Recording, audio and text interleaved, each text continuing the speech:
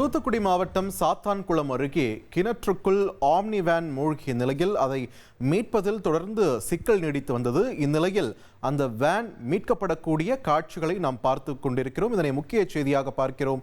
விரிவான தகவல்களை வழங்க இணைகிறார் எமது செய்தியாளர் ராமசுந்தரம். தற்பொழுது அந்த ஆம்னி வேன் மீட்கப்படக்கூடிய காட்சிகளை நாம் திரையில பார்த்துட்டு இருக்கோம். அங்குள்ள சூழல் என்ன, உள்ள இருந்த 5 பேரின் நிலை என்ன, விரிவான தகவல்கள். தற்போது அந்த வேனானது மீட்கப்பட்டிருக்கிறது. சுமார் 4 மணி நேரத்திற்கு மேலாக இந்த மீட்பு பணியானது அந்த பகுதியில் நடைபெற்று வந்தது. பல்வேறு பகுதிகளிலிருந்து தீயணைப்பு வீரர்களும் பயிற்சி பெற்ற வீரர்களும் வரவழைக்கப்பட்ட நிலையில அந்த பணி தொடர்ந்து தொய்வு ஏற்பட்டது.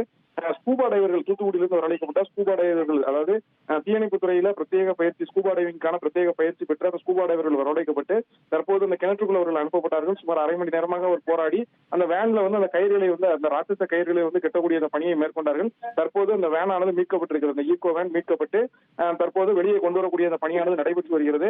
தொடர்ந்து அந்த வேனிலிருந்து ஏற்கனவே உள்ளே 1.5 வயது குழந்தை உட்பட 5 பேர் சிக்கி இருக்கிறார்கள். 50 அடி ஆழத்துல சுமார் 4 மணி நேரமாக இருந்த நிலையில தற்போது அவர்கள் நிலைமை என்ன என்பது வேன் வெளியே எடுக்கப்பட்டால்தான் தெரியும். தற்போது வேன் அந்த கிணற்றுக்குள் இருந்து வெளியே எடுக்கப்பட்டிருக்கிறது. இருந்தபோதிலும் அனைத்து விதமான மருத்துவ உபகரணங்களோடு தயார் நிலையில ஆம்புலன்ஸ் உள்ளிட்டவைகளும் நிறுத்தி வைக்கப்பட்டிருக்கிறது. காவல்துறையினர், தீயணைப்பு துறையினர் அனைவரும் இந்த பகுதியில் குவிந்திருக்கிறார்கள். அந்த வேன் தற்போது மேலே எடுக்கப்பட்டிருக்கிறது. வேனை எடுக்கப்பட்ட பின்னர் அங்கு உள்ள நிலவரத்தை வேன் மேலே எடுத்த பின்னர் தெரியும். இருந்தாலும் அனைத்து விதமான நடவடிக்கைகளும் எடுக்கப்பட்டு தீவிரமான தீவிர பரிசோதனை செய்வதற்கான அந்த உபகரணங்களோடு மருத்துவ குழுவும் தயார் நிலையில் இருக்கிறது. நன்றி ராமசுந்தரம், உங்கள் விரிவான தகவல்களுக்கு.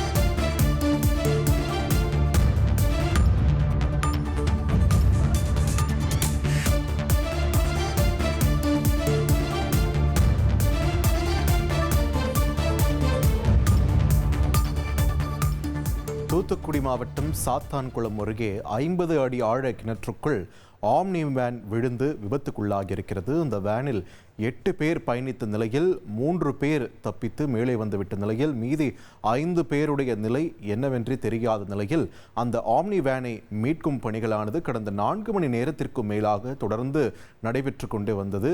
கிட்டத்தட்ட 4 முறை அந்த ஆம்னி வேனை கிணற்றிலிருந்து மீட்பதற்கான முயற்சிகள் தோல்வியும் முடிவடைந்த நிலையில் தற்பொழுது அந்த வேன் மீட்கப்படக்கூடிய காட்சிகளை நாம் திரையில் பார்த்து வருகிறோம். தொடர்ந்து செய்தியாளர் ராமசுந்தரம் இணைப்பில் இணைகிறார். ராமசுந்தரம், தற்பொழுது சூழல் என்ன? அந்த வேன் முழுமையாக மீட்கப்பட்டு விட்டதா? என்ன நிலவரம்? தற்போது அந்த வேனானது மேலே மீட்கப்பட்டிருக்கிறது. அந்த உடல் உள்ளிருப்பதாக கிடைக்கப்பட்ட தகவல் எடுத்து போலீசாரும் தீயணைப்பு துறையினரும் இந்த வேனில் உள்ள உடல்களை பார்க்கக்கூடிய நிலையை காட்சியில பார்க்க முடியாது. அருகிலிருந்து யாருமே அனுமதிக்கப்படவில்லை. தீயணைப்புத்துறை வீரர்கள் மற்றும் காவல்துறையினர் வாகனத்தை சூழ்ந்திருந்து அந்த வேனை திறக்கக்கூடிய முயற்சியில் ஈடுபட்டிருக்கிறார்கள். ஏற்கனவே 1.5 வயது குழந்தை உட்பட உள்ள 5 பேர் சுமார் 4 மணி நேரத்துக்கு மேலாக 50 அடி ஆழத்தில் உள்ள அந்த கிணத்துல இருந்த நிலையில தற்போது அவர்கள் நிலை என்ன என்பது குறித்து அந்த மீட்பு படையினர் வந்து தீவிரமாக பார்த்து கொண்டிருக்கிறார்கள். உடல் உள்ளே இருக்கக்கூடிய நபர்கள் யார் யார் இருக்கிறார்கள் என்ற அடையாளத்தை பார்த்த பின்னர் அவர்களை வந்து மீட்கக்கூடிய முயற்சி வந்து மேற்கொள்ளப்படும் என தெரிவித்திருக்கிறார்கள். அருகாமையில வந்து உறவினர்கள் உள்ளிட்ட யாரையுமே அனுமதிக்காமல் தற்போது இந்த மீட்கக்கூடிய அந்த மீட்பு படையினர் வந்து அந்த வேனில் உள்ள இந்த நபர்களை மீட்கக்கூடிய காட்சிகள் நம்மால் பார்க்க முடிகிறது. தொடர்ந்து இந்த பகுதி வந்து பரபரப்பான சூழலிலே நிலவி வருகிறது. நன்றி ராமசுந்தரம், உங்கள் விரிவான தகவல்களுக்கு.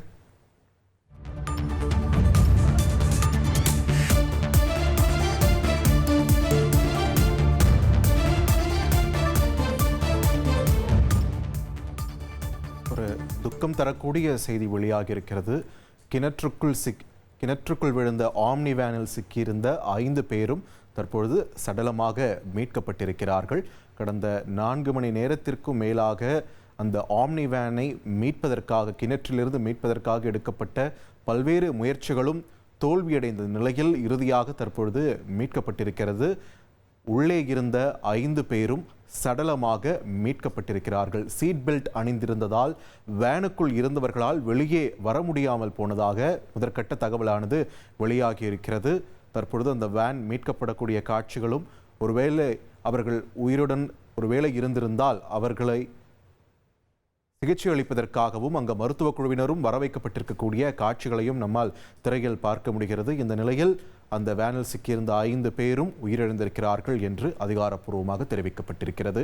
இந்த வேனை மீட்பதற்காக கடந்த 4 மணி நேரத்திற்கும் மேலாக எடுக்கப்பட்ட முயற்சிகள் அனைத்தும் தோல்வியடைந்த நிலையில் தூத்துக்குடி பகுதியில் இருந்து ஸ்கூபா டைவிங் வீரர்கள் எல்லாம் வரவழைக்கப்பட்டு ஆக்சிஜன் சிலிண்டருடன் அவர்கள் கிணற்றுக்குள் இறங்கி இந்த ஆம்னி வேனை மீட்பதற்கான பணிகளில் ஈடுபட்டிருந்தனர்.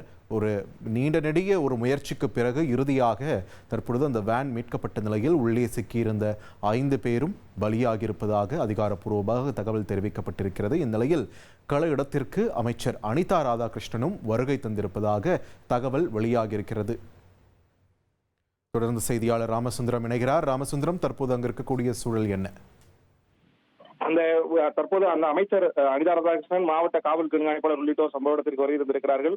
அந்த வேனில் இருந்தவர்கள் வந்து மீட்கக்கூடிய அந்த காட்சிகள் நம்ம பார்க்க முடியாது. உடனடியாக அவர்களை மீட்டு உடல்களை வந்து மீட்கப்பட்டு மருத்துவமனைக்கு உடற்கூறாய்விற்காக கொண்டு செல்லக்கூடிய அந்த பணிகள் செய்வதற்கான தயார் நிலையில் இருக்கிறார்கள்.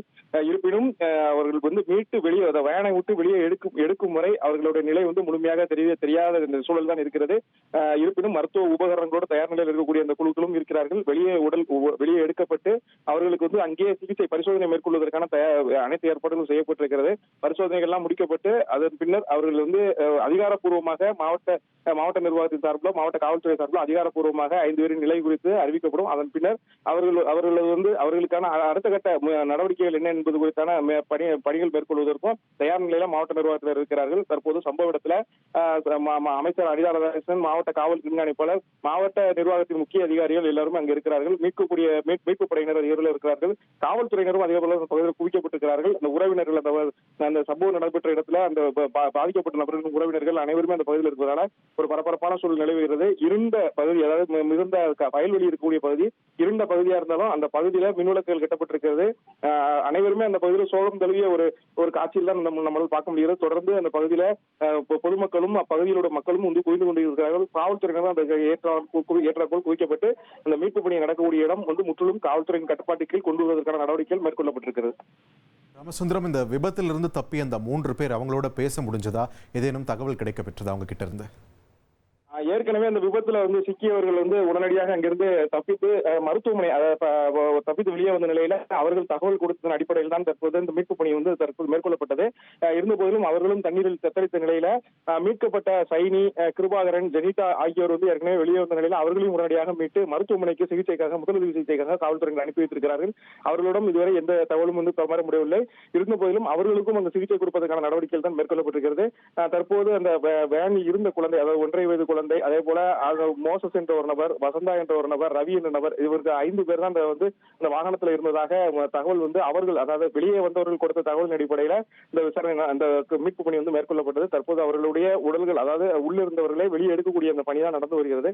அவர்களை வந்து அடையாளம் காட்டுவதற்காக அவர்கள் உறவினர்களும் அந்த பகுதியில் நிறுத்தி வைத்திருக்கிறார்கள். இவர்கள் தான் அவர்களா என்பது காட்டுவதற்கு நிறுத்தி வைத்திருக்கிறார்கள்.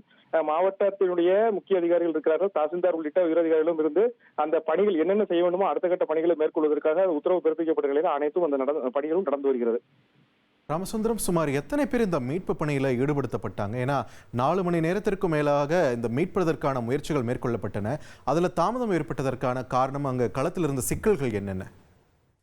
அதாவது இந்த சம்பவம் சரியாக ஒரு 5 மணி 5 மணி 5:15 மணிக்கு நடந்தது. தொடர்ந்து இந்த சம்பவம் நடைபெற்ற உடனேயே அந்த வாகனத்தில் இருந்தவர்கள், வெளியே வந்தவர்கள் அந்த 3 பேரும் அந்த வழியாக சென்ற வாகனங்களை வழிமறித்து இந்த போன்ற சம்பவத்தை வெளியே தெரிவித்த உடனேயே அப்பகுதி மக்கள் உடனேயே சாத்தான்குளம் காவல்துறையினருக்கும் சாத்தான்குளம் தீயணைப்பு துறையினருக்கும் தகவல் தெரிவித்தார்கள். அந்த சம்பவ இடத்திற்கு உடனுக்குடன் வாகனங்கள் தீயணைப்பு துறையினர் உடனடியாக வரவழைக்கப்பட்டு அந்த மீட்பு பணியை முதற்கட்டமாக சாத்தான்குளம் தீயணைப்பு வீரர்கள் மூலம் மேற்கொள்ளப்பட்டது.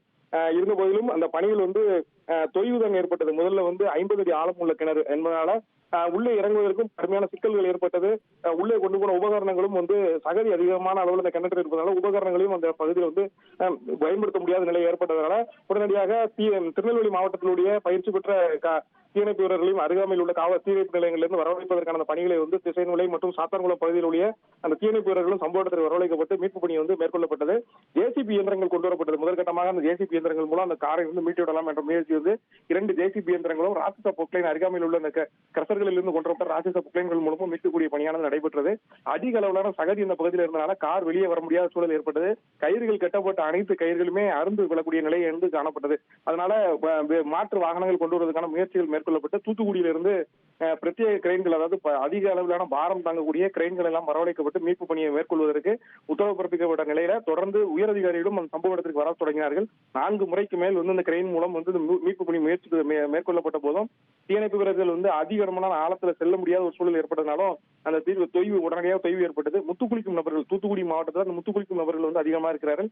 அவரை வரவழைத்து இந்த மீட்பு பணியை மேற்கொள்ள ஒரு பணிகள் மேற்கொள்வதற்கான ஏற்பாடுகள் எல்லாம் செய்யலாம் என ஏற்பாடு செய்யப்பட்டது. இருந்தபோதிலும் தீயணைப்பு துறையிலேயே ஸ்கூபா டைவிங் அந்த பயிற்சி, அதாவது அதிநவீன கருவிகளோடு ஸ்கூபா டைவிங் பயிற்சி பெற்றவர்கள் தூத்துக்குடி மாவட்டத்தில் இருக்கிற அவர்களையும் வரவழைக்கப்பட்டு உடனடியாக களத்தில் இறக்கப்பட்டார்கள். அவர்கள் உடனடியாக உள்ளே சென்று பார்த்து தற்போது அந்த கிரெயின்கள் மூலம் இந்த கயிர்கள், அதாவது ராட்சச ரோப்புகள் என்று சொல்லக்கூடிய அதிக அளவிலான பாரம் தாங்கக்கூடிய ரோப்புகள் மூலம் தற்போது இந்த கார் மீட்கப்பட்டிருக்கிறது. சுமார் 4.5 மணி நேரத்திற்கு மேலாக இந்த பணியானது 5 மணி 5:15 மணிக்கு இந்த பணி துவங்கப்பட்ட நிலையில சுமார் ஒரு 4.5 மணி நேரத்திற்கு மேலாக இந்த மீட்பு பணிகள் எல்லாம் மேற்கொள்ளப்பட்டது. 4.5 மணி நேரமாக அந்த சகதிக்குள் அடியில கிணற்றின் அடிப்பகுதி மிகுந்த சகதியாக இருப்பதாக சொல்லப்படுது. அந்த சகதிக்குள் இருந்த நபர்கள் என்ன ஆனார்கள் என்பது குறித்தான அந்த பரிதவிப்போடு தான் உறவினர்கள், அப்பகுதி மக்கள் என அனைவரும் அந்த பகுதியில் கூடினார்கள். இந்த கார் சற்று முன் வெளியேற்கப்பட்டு அந்த உடல்கள் மீட்கப்பட்டு கொண்டு இருக்கிறது. அந்த காட்சியில் நம்மளால் பார்க்க முடியுது. சோகம் தழுவிய ஒரு காட்சியாக தான் இருக்கிறது. விழாவிற்கு, அதாவது ஊருக்கு திருவிழாவிற்கு, கோயம்புத்தூர்ல இருந்து திருவிழாவிற்கு வந்த நபர்கள் இது போன்ற இந்த விபத்துல சிக்கி 5 பேர் உயிரிழந்த சம்பவத்தால அந்த கிராமமே தற்போது சோகத்தில் மூழ்கி இருக்கிறது. தொடர்ந்து அந்த பகுதியில உறவினர்கள் அருகாமையில் உள்ள கிராமத்தினர் என குவிந்து வருவதால ஒரு பரபரப்பான சூழல் அந்த பகுதியில் நிலவி கொண்டுதான் இருக்கிறது.